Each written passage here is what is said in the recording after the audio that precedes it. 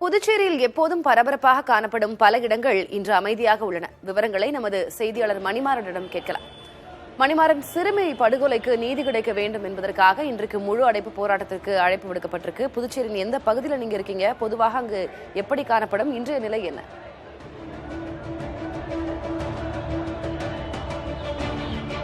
திலகவதி, நாம் பார்க்கலாம் நேரு வீதியில, புதுச்சேரியில நேரு வீதியில இருக்கிறோம். புதுச்சேரியோட அடையாளங்கள முக்கியமான ஒரு பகுதி அப்படின்னா நேரு வீதி தான். ஆனா இந்த நேரு வீதியில பாத்தீங்கன்னாக்க ஒரு கடை கூட திறந்திருக்கவில்லை அப்படின்றதுதான் உண்மை. நம்ம களத்துல இருக்கிறோம், காலையில இருந்தே நம்ம பார்த்துட்டு இருக்கிறோம்.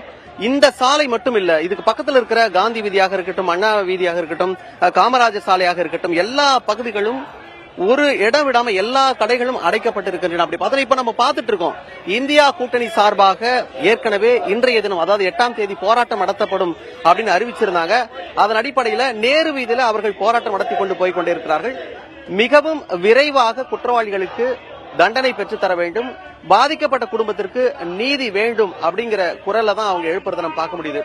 அடிப்படை தேவைகளான இப்ப மருந்து வாங்கணும் அப்படின்னா அந்த கடைகள் இருக்கு, வாகனங்களுக்கு எரிபொருள் நிரப்ப வேண்டும்னா அது இருக்கு. இந்த மாதிரியான தேவையான மிக மிக அவசியம் அப்படிங்கிற கடைகளை தாண்டி வேற எந்த கடையுமே திறந்தில்ல.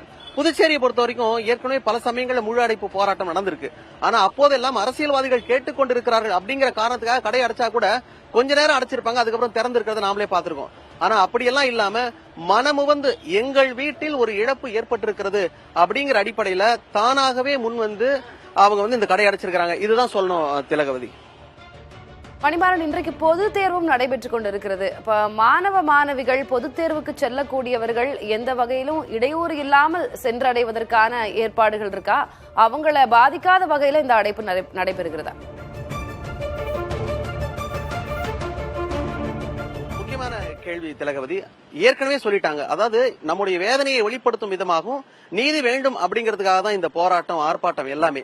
ஆனா இந்த ஒரு போராட்டத்தினால ஆர்ப்பாட்டத்தினால அது யாருமே பாதிக்கப்படக்கூடாது என்பதில் எல்லோருமே கவனமாக இருக்கிறார்கள். அதன் அடிப்படையில் தான் ஏற்கனவே சொல்லியிருந்தா அவசியமான தேவைகளுக்கான கடைகள் திறந்திருக்கும் அப்படின்னு சொன்னாங்க. அதை மட்டும் தான் கடைபிடிக்கிறாங்க. நீங்க குறிப்பிட்டு சொன்ன மாதிரி தேர்வுக்கு செல்லுகின்ற மாணவர்கள் எந்த விதத்திலும் பாதிக்கப்படக்கூடாது என்பதற்காக அதற்கான ஏற்பாடுகளை பண்ணிட்டாங்க. இன்னொரு விஷயம், தேர்வு காலையில் நடக்குது அப்படின்னும் போது மதியம் பிள்ளைகளுக்கு பள்ளிக்கூடம் நடத்தியிருந்தாங்க. இன்றைக்கு தேர்வு அவசியம் இல்லையா? அந்த தேர்வு எழுதி செல்லுகின்ற மாணவர்களுக்கு மட்டுமே இன்னைக்கு பள்ளிக்கூடம்.